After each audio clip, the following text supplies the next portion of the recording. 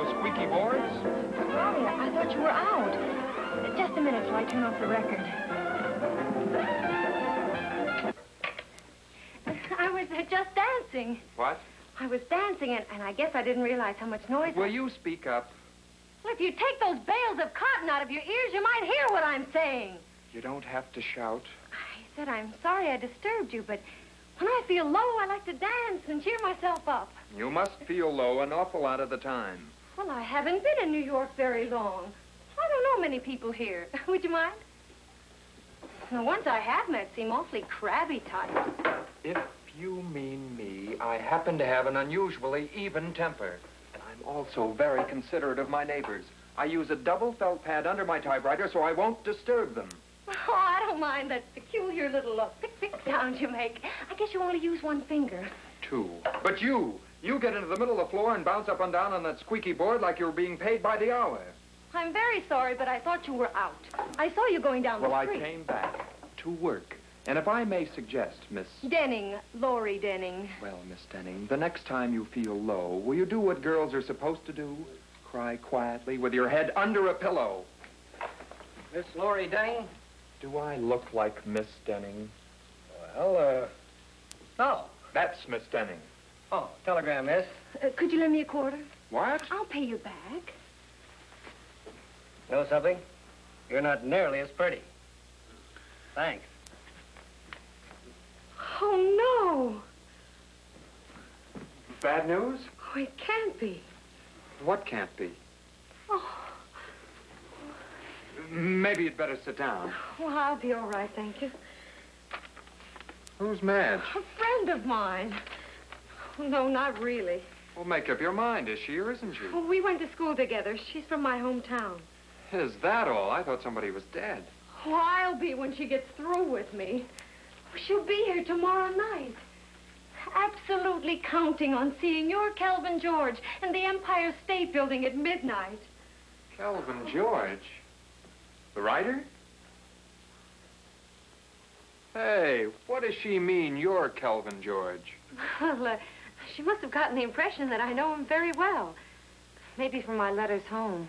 You mean you wrote home and bragged about knowing a famous guy you've never even met before? Oh, I've met him.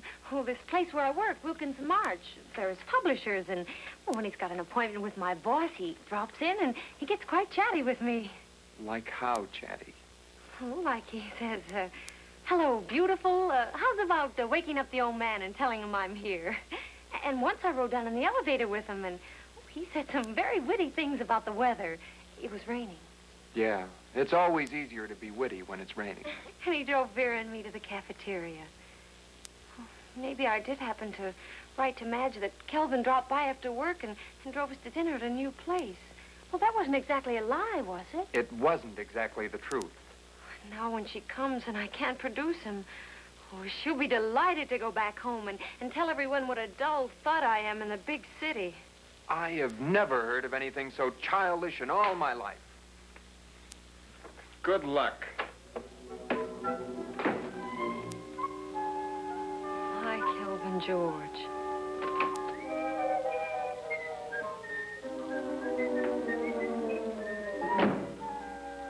Hello? Anybody at home? Hello? Hello? Mr. George, Mr. Wilkins wasn't expecting you in today, was he? No, but I have to talk to him. Well, he's not in. Yes, I know. He's in Boston. I'll talk to Mr. March then. Well, he's in Philadelphia. It's always like that. Every time I want to talk to my publishers about my new book, they're scattered all over the country. Mr. Wilkins will be back tonight. Good. Well, you can give him that if and when he comes in and tell him it's all of my new book he's ever going to see. But, Mr. George, it's only an outline. An unfinished outline, and it's going to stay that way. And you can tell him to tear up my contracts. Oh, you're just discouraged, Mr. George. You'll finish it. No, not this time. I'm through beating my brains out while they're out playing golf. No, I'm going to get myself an honest job. Selling toothpicks. Or better still, I'm going to jump in the reservoir. So, goodbye now, forever, I hope. Mr. George, wait a minute, please. No, I can't. I have that date with Destiny, an appointment in Samara. Well, couldn't you put it off for just one night? Well, I have a favor, a question to ask you. Sort of a $64 question. You can take the $64 out of my next royalty check, but ask me no questions. I can't answer my own. It's this friend of mine. Well, she's a fan of yours. Really? Oh, most people are, you know. I don't always understand it. Well, this one reads everything. Oh, I mean, absolutely everything you write. Well, I admire her fortitude. I mentioned that, well, that I knew you, and, oh, she wants to meet you more than anything. Even more than the Empire State Building at midnight. Really? Well, it's nice to know I rate higher than the Empire State Building. Thank you. If you'll excuse me... Well, she's coming to my place tonight for supper. Late dinner, about 9. Well, tell her my last thoughts were of her. Well, I thought if you could just drop in. Oh, I know you're busy, but you wouldn't have to stay long. My dear, I make it a point not to stay long anywhere. But it would mean so much to me. To her. Well, just to be able to say she met you. I live on West 55th. 1160 West 55th. Apartment 3E. Thanks, but I'm afraid I can't make it.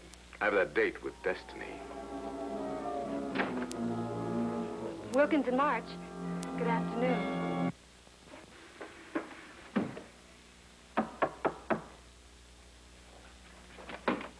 Oh, it's you again. Me again. What are you doing this time, roller skating? I was just moving a couple of pieces of furniture around. You have been moving things around for almost an hour. Well, it takes time for one person to do it. Have to push and then go pull the other end. Oh, she'll be here soon. You don't suppose that...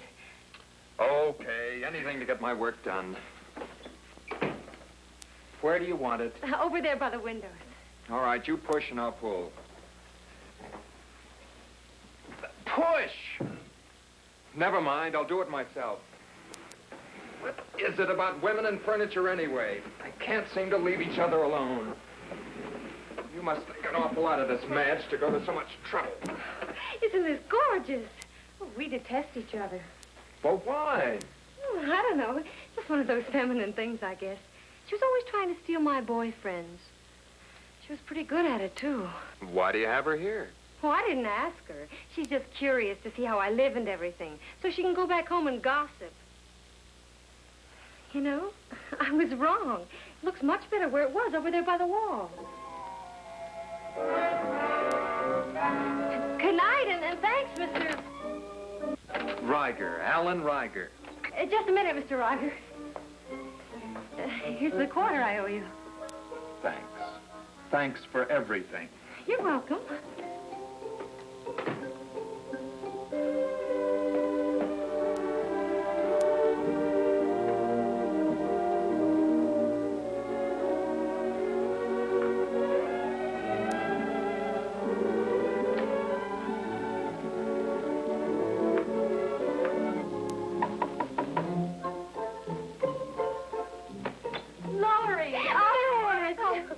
To see you again. Oh, you're looking so well. You haven't changed a bit. Oh, you look wonderful, too, Madge. Come in, come in.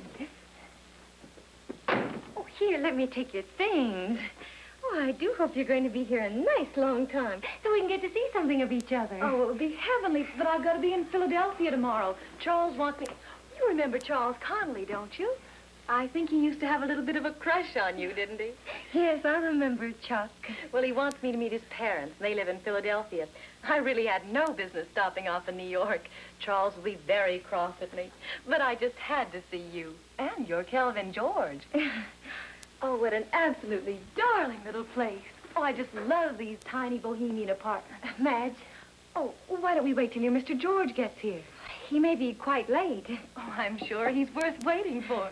Tell me all about him. What does he look like? I suppose he's terribly charming. Oh, yes, he's very charming. Of course, naturally, I think so. Temperamental, too, I imagine, from the things he writes. Oh, yes, he's temperamental. Just this morning, he told me he was thinking about jumping in the reservoir. Because you won't name the day? Well, marriage is a serious subject. I'm not absolutely sure he's ready for it yet. Men are never ready for it. It should come as a surprise. Does he give you all his things to read first? Well, he put that on my desk just this morning. Wait till I tell people back home that I read one of Kelvin George's books before it was finished. Well, it's only an outline. Oh, it's so exciting.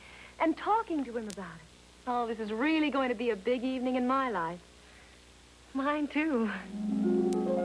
I really think we ought to eat, Madge. It doesn't look as though Kelvin can make it. Of course he'll make it. Well, he warned me this morning he might not. Oh, surely he'd have phoned if he couldn't come. Well, when he's working, he sometimes forgets. Forgets you? Well, why don't you call him and remind him? I don't like to disturb him. Oh, but surely in a case like this, he'll be cross at you tomorrow for letting him forget. Go on, call him. I really don't want to, Madge. I'll tell you, I'll call him. Then he can't blame you, and at least I'll get to meet him over the phone. What's his number? Oh, it's an unlisted number. He doesn't like anyone to call when he's working, so he keeps changing his number all the time. But surely you've got it. Laurie, if you don't call him, if you're afraid to, I think there's something very funny about you and your Kelvin George. Okay, I'll call him, but we'll give him 5 more minutes. And if he isn't here by then, you win. You want to hear some music, Madge? Do you do much dancing at home? I do an awful lot here. I've always been kind of mad about dancing. Remember this crazy step we used to do at the pavilion? It was pretty strenuous, I remember. I think Ted Warren invented it. Couldn't keep it up too long, but I remember we won a prize for it. A Cupid doll and a fish platter. It was all right if you didn't care what happened to your sacroiliac. It was fun and terribly good exercise. Why, I try to do it for 10 minutes every day, just to keep limber. Oh, it's no use. I'm quite sure Kelvin isn't coming tonight.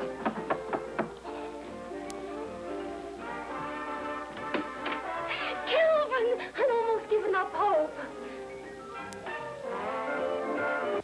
If you'll do just this one more thing for me, I promise I'll never dance again. Please. Madge, I've wanted you to meet Kelvin George for such a long time. Kelvin, darling, this is Madge Elliott. How do you do, Mr. George? How do you do, Miss Elliott? You know, Mr. George, you're so much younger than I thought you'd be. Am I? Yes, you've been so successful, and, well, it usually takes a writer years. I must have started very young. Don't you remember when you began writing, Mr. George? Or, may I call you Kelvin? If you like the name. Myself, I think it's a little affected. Most people don't care for their own names. Well, maybe you have a nickname you prefer. No, I don't think so. It's sort of hard to shorten a moniker like Kelvin. Would you like some more coffee, Madge? Please. You know, I can honestly say that I've read all the books of Kelvin George. That's more than I can claim. Oh, you don't have to read them. You write them. Laurie, someone at the door. Coming.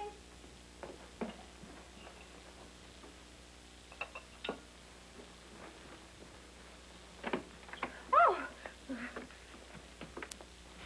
Yes, Sue. I went back to the office to try to get my papers and found you'd taken them home with you. Oh, they're perfectly safe. I'll give them right back to you. Only please, please play along with me. What goes on out here? Madge, Miss Elliott, Alan Reiger. How are you, Mr. Reiger? I'm fine. You sure you're all right? This is Kelvin George. Mr. Reiger, Mr. George.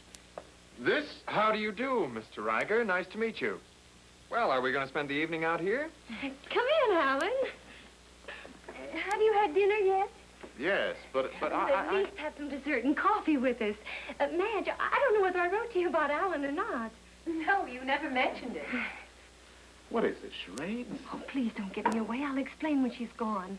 Come in, Alan, and sit right down. Let me get you some coffee. Would you like another piece of cake, Kelvin? No.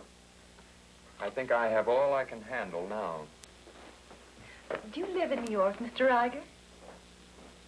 Yes. Near here? In this apartment. In this apartment building? Building. Just downstairs. Oh, how nice. I thought people in New York were supposed to be so unneighborly. Never dropped in to visit. Well, some drop and some don't. The sensible ones never speak to their neighbors. Oh, you writers always pretend to be so antisocial. Are you a writer, too? No. Well, I'm sure you must do something very interesting. Yes. Looks very interesting. I'll go help with the coffee. I'll be right back. Don't go away. does this guy Riker do for a living? Eat sugar? I don't know. We'll find out.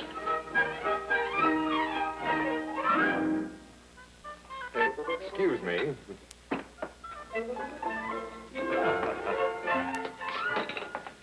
I'm an archaeologist, and I'm going to school on the GI Bill. I'm writing a thesis on the effect of the Aztec civilization in New World development.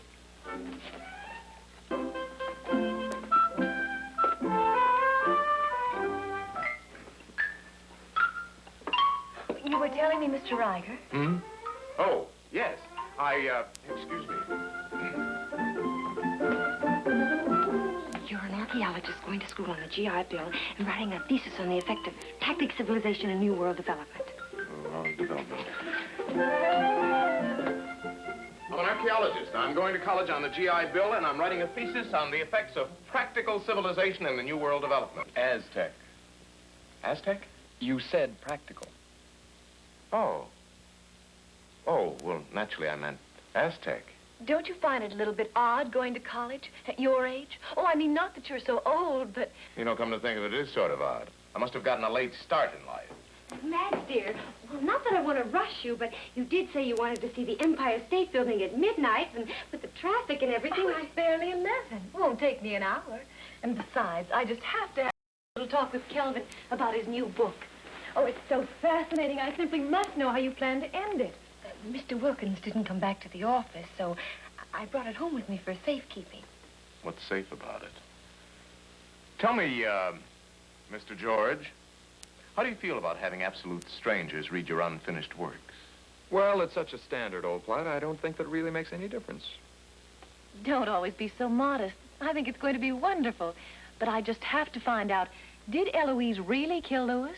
And if she did, how did your perfectly marvelous detective, Thor Stark, how did he find out? Yes, Mr. George. Tell us all about it. Since it's such a standard old plot, you shouldn't have any trouble finding an ending for it. Well, yes, of course she killed him. As a matter of fact, she killed him twice. Twice? His soul first, then his body. She was a smoldering demon of a woman, and it all happened like this. It was about midnight, but even as he died, knowing that she had killed him, he loved her, called out her name. And they both knew that all their lives had led them inevitably to this final moment. Oh, it's just wonderful. I know I'm going to cry buckets when I read it. Well, you never read it that way. It's nonsense. Buckets full of half-boiled nonsense. You mustn't let overcritical people discourage you. No, I won't. And you mustn't miss the Empire State Building by midnight. I'll take you down and find you a taxi. Laurie, it's been the most wonderful evening. I'll never forget it. I don't think any of us will. Oh, Kelvin, it'll be such fun to tell about back home. Good night, Mr. Riker, and I do hope you finally graduate. Night, darling. All right, and don't you forget to. No.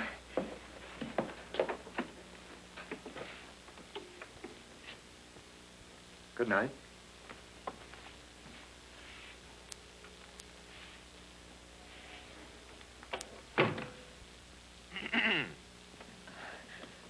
I really don't know what to say, Mr. George, except I'm terribly sorry. Well, I should think so. I never spent such an insane evening in my life. Well, no permanent injuries were sustained, so let's forget it, shall we? Let's be friends? Oh, that's awfully generous of you. I'm a very generous guy. Of course, I feel you owe me something. What do you mean? Well, what's the sense of a girl kissing someone who pretends to be Kelvin George when the real Kelvin George is here? I think I'd better send you home. Oh, no, I'm beginning to like it here. Now, please, Mr. George, no. Oh, why does a girl feel she has to say no, please, Mr. George, for a half hour when she knows she's going to say yes anyway? But honestly, I mean it. Old Uncle Kelvin's going to change all that, honey? I warn you, I'll slap you. Well, if you feel you have to, I'll go right ahead. Little slap's good for the circulation. Would you like to hear some music? You want to dance? Dance? Yeah, you know. If I'd have known, I'd have brought my castanets. Hey, what's going on here? Oh, Alan, I hoped you'd come. I think it would be a good idea for you to put Mr. George in a taxi.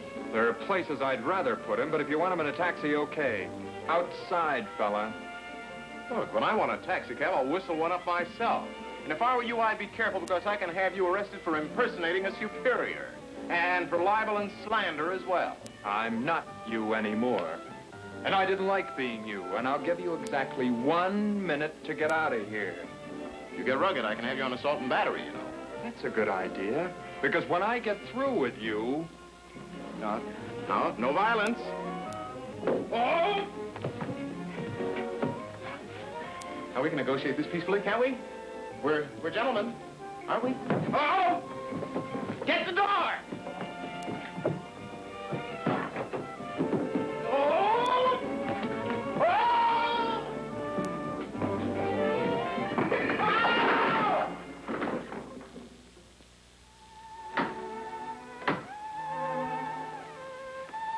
Hi.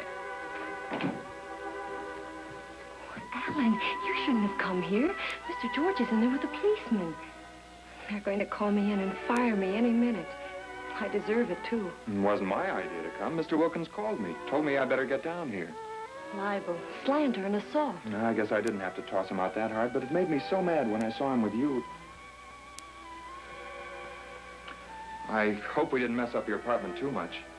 If there's any damage, I'll be glad to pay for it. Why should you? It was all my fault. Besides, well, you can't afford to go around paying for other people's mistakes. Scrimping along, going to school on the GI Bill. I'm not that hard up. Besides, I'm going home tomorrow. I've given up my room. Home? Oh, only out to Scarsdale. I finished what my mother calls that thing, my thesis. If you've got a home, well, what are you doing living downstairs? Well, you see, my father practices putting in the study, and my sister takes fencing lessons in the living room. My kid brother's got his train in the upstairs hall, and my mother does watercolors in the attic. We've got 4 dogs, a cat with kittens, and a maid that sings German opera. I had to hunt a little peace and quiet. And I kept jumping on the squeaky boards. I'm glad you did last night. Laurie. Yes? Yes, Alan? Yes, Mr. Wilkins? Hasn't that fellow Riker come in yet? He just walked in. Well, walk him in here. And you come along, too.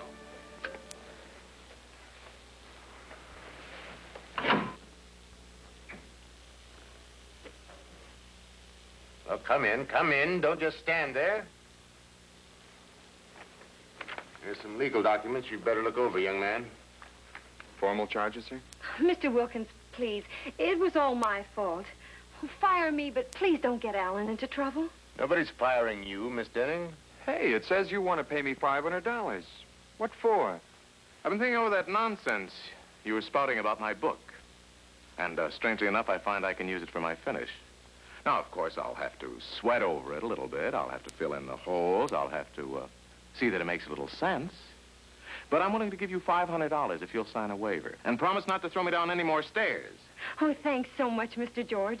When I saw him, I naturally thought that... Oh, the sergeant? Oh, he covers all of my stories from the police angle. Now, this is for the files, Miss Denning. Yes, Mr. Wilkins. I'm sorry about that last flight of stairs, Mr. George. You know, there are times when I regret it, too. Every time I move. And, I want to give you one last piece of advice. If you want to stay in one healthy piece, you stay away from that little Miss Denning. She's real trouble. Oh, sure. Sure I will. I'll bet you will.